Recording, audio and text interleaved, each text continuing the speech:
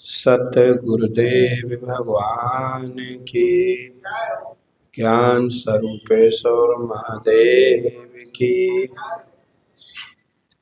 ब्रह्मानंदम परम सुखदम केवलम ज्ञानमूर्ति द्वंद्वातीतं गगन सदृशं तत्त्वमस्यादिलक्ष्यम् एकं नित्यं विमलमचलं सर्वधि साक्षिभूतं भावातीतं त्रिगुणरहितं सद्गुरुं नमामि। नित्यशुद्धं निराभासं निराकारं निरञ्जनं नित्यबोधं चिदानन्दं तस्मै श्रीगुरुवे नमः। तस्मै श्रीगुरुवे नमः। तस्मै श्रीगुरुवे नमः। बोलिए सतगुरु भगवान की। शिवो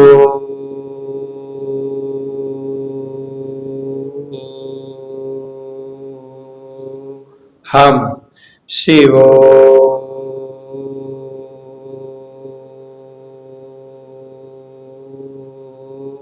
हम शिवो हम।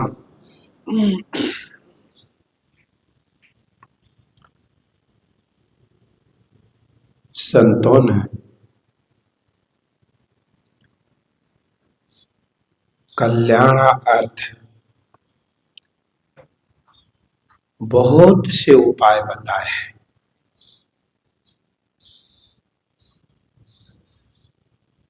पर एक ही मात्र उपाय है। ये बहुत जो उपाय हैं वो एक ज्ञान की प्राप्ति के लिए है, पर ज्ञान से ही अज्ञान की निवृत्ति होती है। भगवान श्री कृष्ण भी अर्जुन को समझा रहे हैं।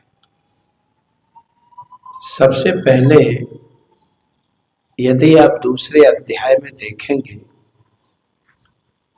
दो चीजों से घिरा हुआ था, शोक और मोह। और ये शोक का मतलब होता है दुख और मोह का मतलब होता है अज्ञान। अज्ञान के कारण ही दुख होता है और मोह का ये अज्ञान। और उस अज्ञान की निवृत्ति यदि किसी उपाय से हो सकती है तो वह है ज्ञान। भगवान श्री कृष्ण ने गीता पे ज्ञान को ही महत्व दिया है। ना वहां कर्म के लिए महत्व है, ना वहां उपासना के लिए महत्व है। लेकिन भगवान वेद व्यास ने लोगों की प्रवृत्ति को देखते हुए कुछ भाग कर्म और उपासना के भी उसमें रख दिए, क्योंकि विशेष करके लोगों की जो बुद्धि है वो बाहर मुख है। बाहर मुख भी विशेष करके देखो क्या होता है, बाहर मुख में भी और बाहर मुख होना। जैसे धर्म भी बाहर मुख है, लेकिन बाहर मुख में भी और बाहर मुख होने का मतलब होता है कि धर्म के विपरीत कार्य करना। तो भगवान श्री कृष्ण का उद्देश्य है कि किसी तरह भगवान श्री कृष्ण माने आत्मज्ञानी सतगुरु, जिनको ब्रह्म का साक्षात्कार हो, जिनके संशय और विपर्य निवृत्त हो गए हों, जिनका देह में अहम भाव किंचित मात्र भी ना हो, जिन्होंने नाम रूप प्रपंच को अपने आत्मा में कल्पित देख लिया हो और नाम रूप पर मैं जो सिर्फ अस्थि भांति प्रिय आत्मा को देखते हो।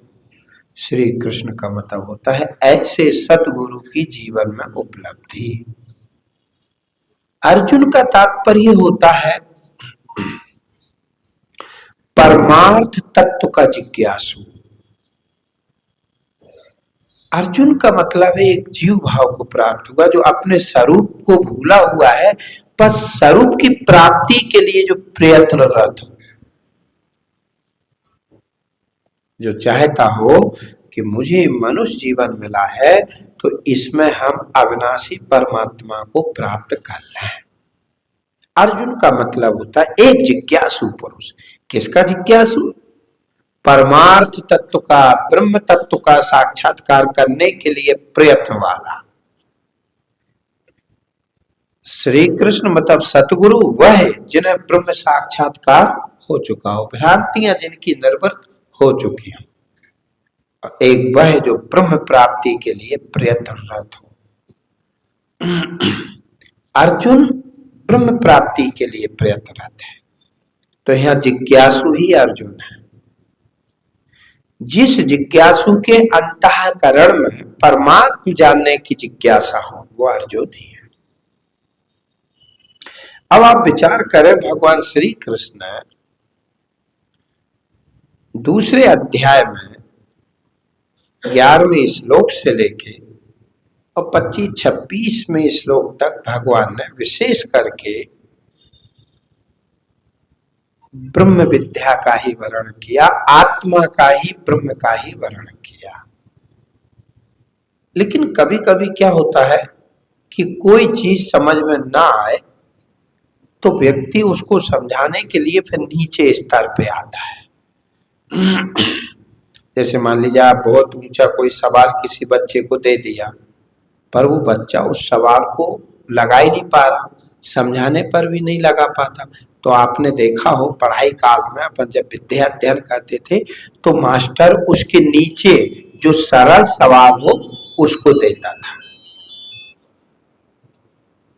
यदि वो भी नहीं लगा पा रहा तो उससे सरल सवाल देता था, जो कि बच्चा फिर क्रिम क्रिम से उसको ऊपर तक ले जाते थे। इसी तरह ब्रह्म विद्या में भी होता है। जो सतगुरु होते हैं वो सबसे पहले तुम्हें आत्मविद्या का ही उपदेश दें, भगवान श्री कृष्ण का। लेकिन भगवान श्री कृष्ण ने देखा तो भगवान श्री कृष्ण कर्म के विषय को लिया। नेहा अभिक्रम नाशो अस्ति प्रत्यावयो न विद्यते। हे अर्जुन, यदि कोई, क्योंकि कर्म किए बिना कोई रहता नहीं, लेकिन भगवान कह रहा है कि यदि तू कर्म करेगा तो तुझे प्रत्यावय माने पाप की प्राप्ति न विद्यते, तुझको पाप नहीं छूए। अब कर्म ये दो प्रकार के हैं, एक विधि कर्म और एक निषेध कर्म। शास्त्र जिन कर्मों का बोधन करता है, कहता है कि आप ऐसा करो ऐसा करो, वो विधि कर्म है। और शास्त्र जिन कर्मों को कहता है कि ये नहीं करो ये नहीं करो, वो निषिद्ध कर्म है, प्रवृत्ति और निर्वृत्ति। तो प्रवृत्ति जिन कर्मों को करवाने विषय, जैसे कानून बना दिया तो कानून में कहा गया आप ऐसे चलो, दाएं चलो, आप ये करो, उसके अनुसार तो आप कानून के अनुसार चलोगे तो आप अपराधी नहीं। और यदि कानून के विपरीत कदम रखोगे तो आप अपराधी, बिना लाइसेंस के ड्राइवरी करो तो अपराधी की श्रेणी में आ जाओ, तो उसका जुर्म है। उसका एक कानून के अंतर्गत एक उसकी सजा होती है, हर किसी का एक सजा है। अब वो सजा छोटी से छोटी भी है और बड़ी से बड़ी भी। तो निषिद्ध जो कर्म होते हैं इनमें पापमय होते हैं, तो इनमें जो है अच्छी बुरी, अच्छे जो बुरी हैं उनकी सजाएं होती है। लेकिन एक होता है विधि कर्म। विधि कर्म भी 4 प्रकार का होता है। प्रायश्चित कर्म, नित्य कर्म, नैमित्तिक कर्म और काम्य कर्म। एक प्रायश्चित कर्म, दूसरा काम्य कर्म, तीसरा नैमित्तिक कर्म चौथा नित्य कर्म। अब प्रायश्चित कर्म वह होता है, जैसे मान ली जाए कि आप रास्ते में जा रहे हैं, आपने देखा हो किसी के आपके पैर की ठोकर लग जाती, तो अपन एकदम भैया क्षमा चाहते हैं धोखे में, उसी समय आपने उसे गलती स्वीकार की, प्रायश्चित कर लिया, समझ? तो कहता नहीं नहीं भैया कोई बात नहीं, कोई बात नहीं, ठीक है ना। ऐसे ही मान ली जाए कि जीवन में कोई गलतियां होती हैं, उसके लिए शास्त्रों में प्रायश्चित कर्म है, वो करना चाहिए। अब हर एक प्रायश्चित कर्म अलग अलग है, ऐसा नहीं। जैसे कोई बड़ी गलती आपके जीवन में हो तो उस बड़ी गलती के लिए भाई 4 जनों के बीच में माफी मांग ली जाती, भैया हाँ ये हमसे गलती हुई, हम स्वीकार करते हैं, आगे। तो एक छोटी सी गलती, एक बड़ी गलती, उससे और बड़ी गलती, तो उसके लिए प्रायश्चित है। जैसे कंजरों में, कबूतरों में क्या होता है कि उनके आपस में झगड़े हो जाए, एक दूसरे में कहा सुनी हो जाए, तो वो लोग क्या कहते हैं, थाने नहीं जाते, वो वही निपटारा करते हैं। समाज के जो बड़े बड़े प्रमुख आएंगे वो बैठेंगे और फिर उसे दंड का विधान करेंगे कि भाई तुमने ये जुर्म किया तो तुम्हारे ऊपर ये दंड है, ये दंड है। तो ऐसे ही जो जीवन में गलतियां होती हैं उसका एक विधान है, दंड है, उसके अनुरूप वो प्रायश्चित कर्म निर्वृत्त किया जाता। ठीक है। काम कर्म माने जो हमारी कामनाएं हैं, इच्छाएं हैं, जैसे किसी को स्वर्ग की कामना है, किसी को यह लोक के भोगों की कामना है, तो वो काम कर्म करता है। अब काम कर्म करेगा, स्वर्ग जाना है तो सोम यज्ञ करेगा, स्वर्ग मिलेगा, काम कर्म। तीसरा नैमित्तिक कर्म, किसी निमित्त को लेकर, जैसे मान लीजिए अभी कोई श्राद्ध आ जाए तो पिताजी के निमित्त को लेकर जो किया जाता, या अपने घर पे कोई विशिष्ट आ जाए, अपन से बड़े हो तो उनका सम्मान, वो है। अच्छा, और नित्य कर्म जो हम सुबह उठ करके नहाना धोना, भगवत पूजा आराधना जो करते हैं। अब चूंकि जो जिज्ञासु होता है, जो परमात्मा की प्राप्ति के लिए प्रयत्नरत होता है, उससे पाप नहीं होते, इसलिए उसे प्रायश्चित नहीं है। अच्छा, यह लोक और परलोक की उसके मन में कोई कामना है नहीं है? कामना है एक परमात्मा की प्राप्ति के लिए सत्संग, और कोई कामना नहीं है, इसलिए वो काम कर्म में भी प्रवृत्त नहीं होगा।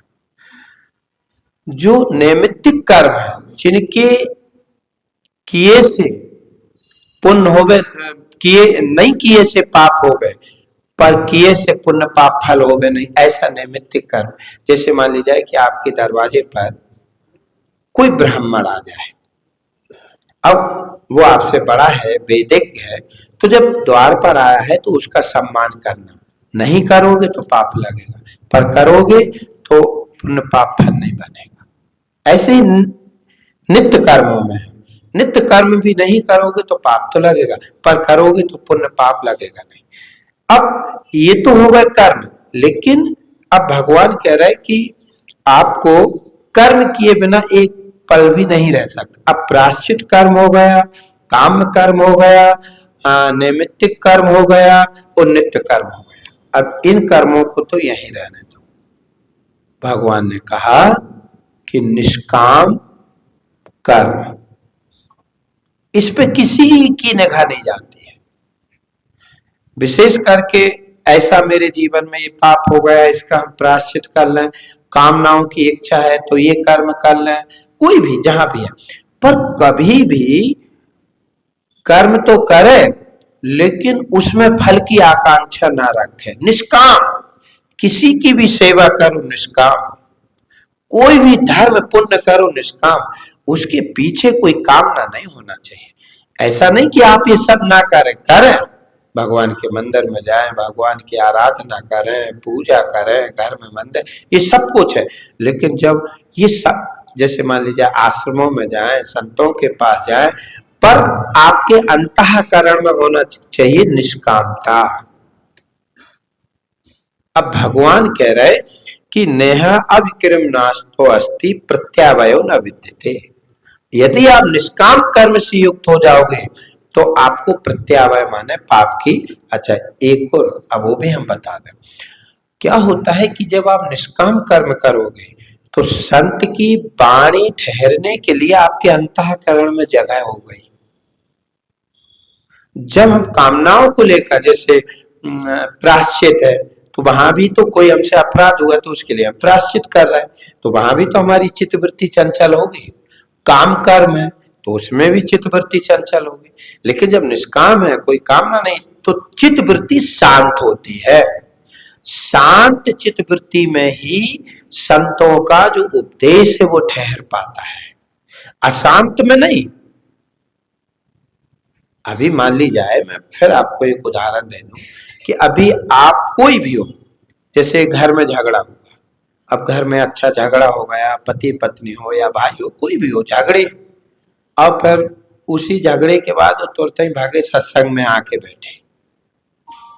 अब आप देखना अंतःकरण स्थिर नहीं रहेगा,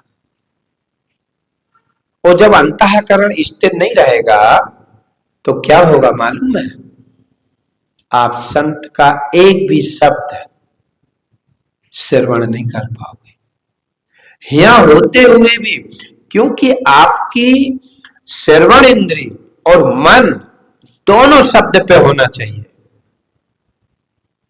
अब श्रवण में शब्द नहीं आ रहा क्योंकि मन कहीं अन्यंत्र है, और जब तक मन श्रवण एक जगह स्थिर नहीं होंगे तब तक श्रवण होता ही नहीं।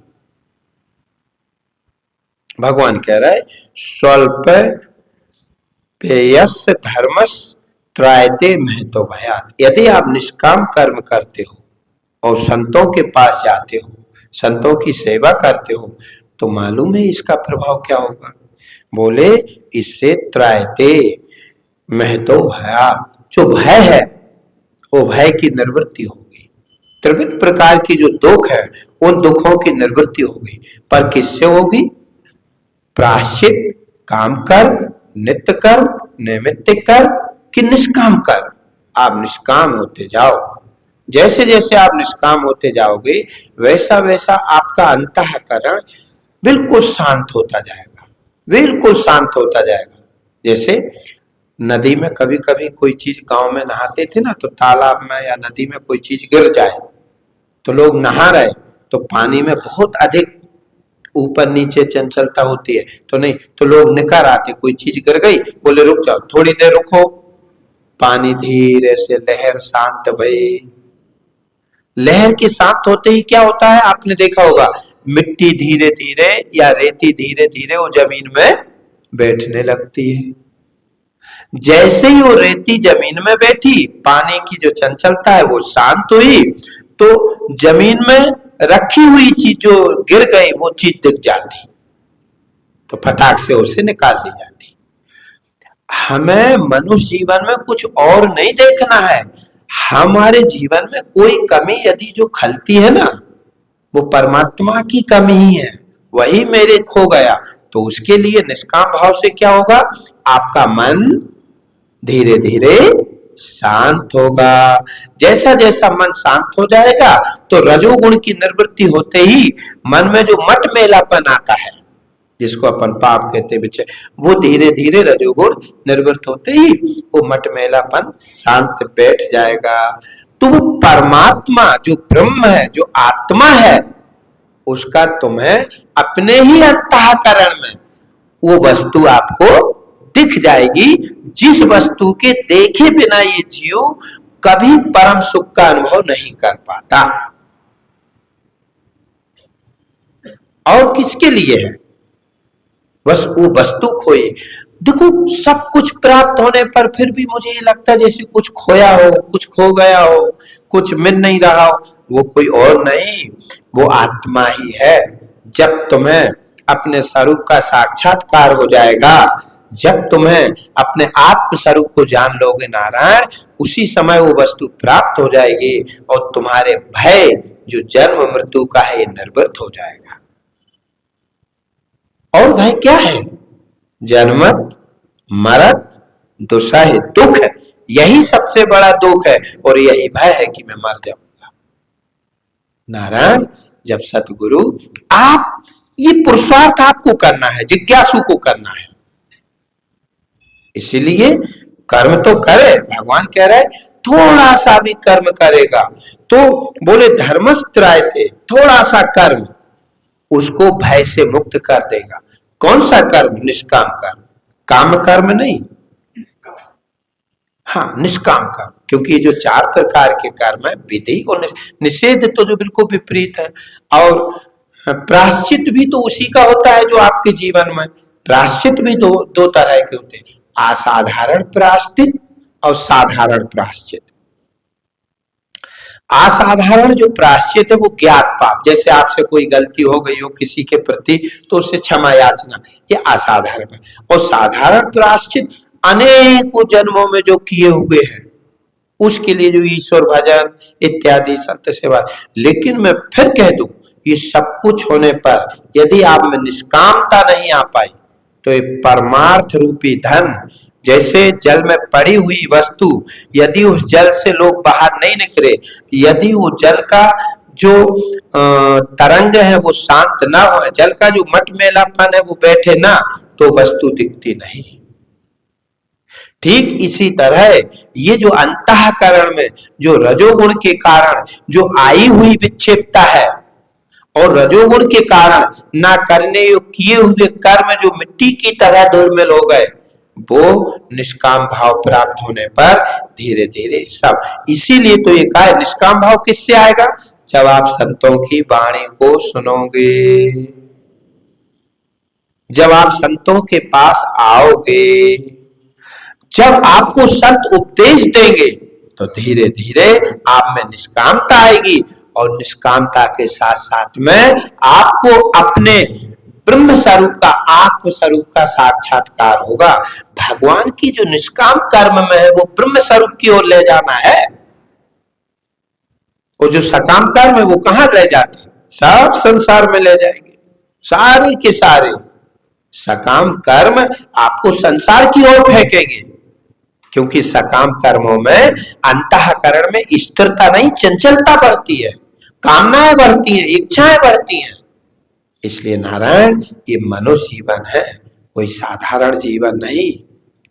इस जीवन को समझो। जिन जिन ने, जैसे मान ली जाए कोई ब्राह्मण अपने ब्राह्मणत्व को समझता है तो संभल के अपने कर्मों में वापस लौट आता।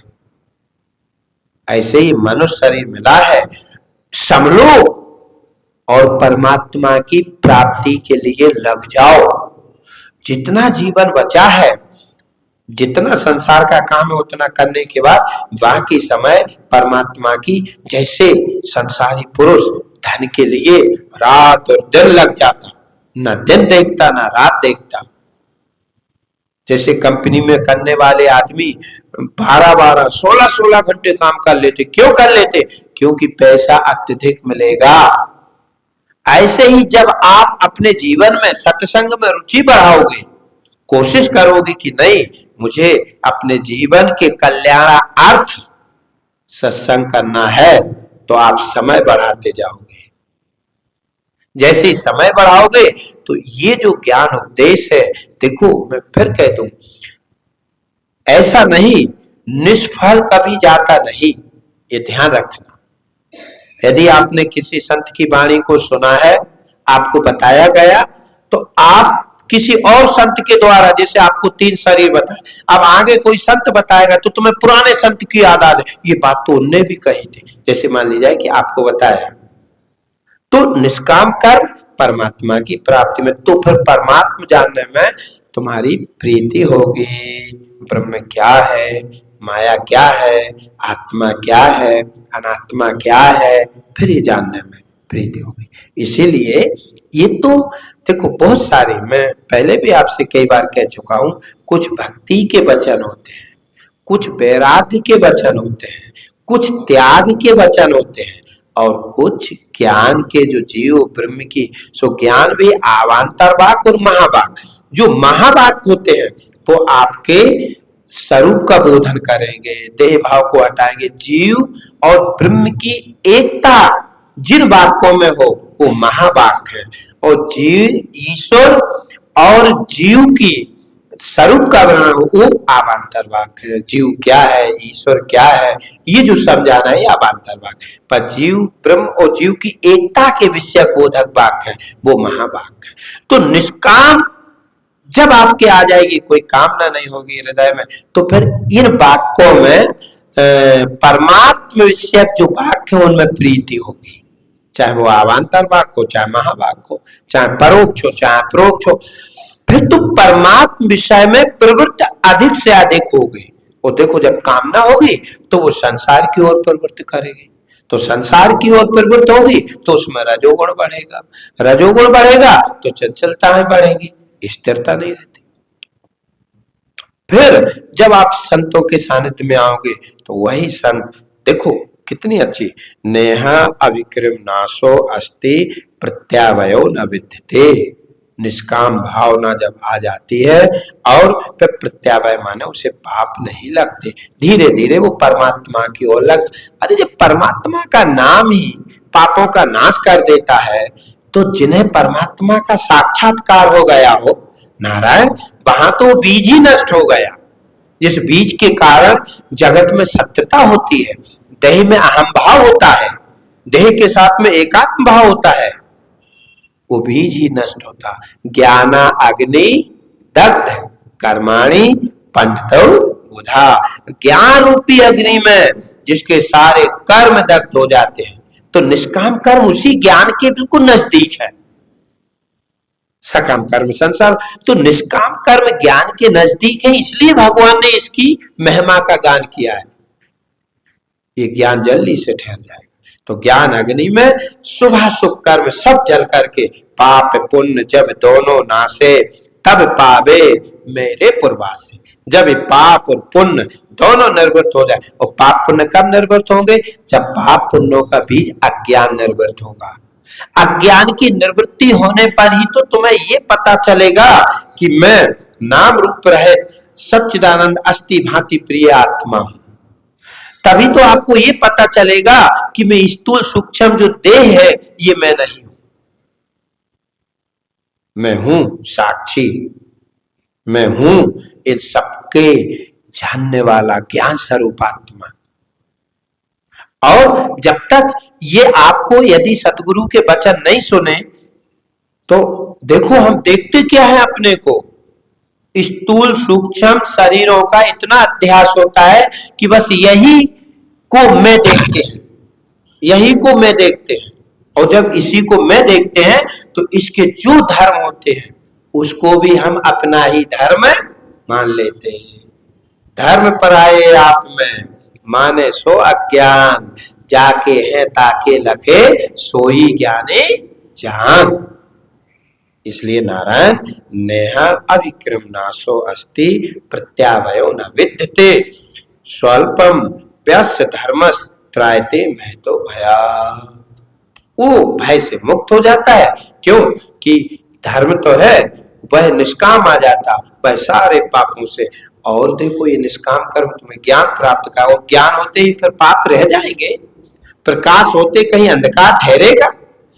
एक सूरज का प्रकाश होने पर रात्रि में हजारों चमचमाते हुए तारे लुप्त हो जाते हैं नारायण, फिर वे हजारों नहीं ले जाते, एक सूरज का प्रकाश रहता। ऐसे ही जीव भाव हजारों तारे की तरह चमचमा रहे। इंद्रियां ज्ञान, मन ज्ञान, बुद्धि ज्ञान, अलग अलग ज्ञान है, लेकिन जब एक अपने आत्म स्वरूप का बोध हुआ तो इस ज्ञान में सारे ज्ञान जैसे हाथी के पग में सारे पग समा जाते, वैसे ही अपने सच्चिदानंद स्वरूप का बोध होते ही इसमें सारा जगत सारे ज्ञान इसमें लीन हो जाते हैं। अब शेष आत्मा जो अस्ति भांति प्रिय रूप है, जिसमें नाम रूप कल्पित है, ऐसा उसे अनुभूत होता। इसलिए कल्याण रूप साक्षी याते सदा शिवो हम, मैं सर्व का प्रकाशक याते सदा शिवो हम।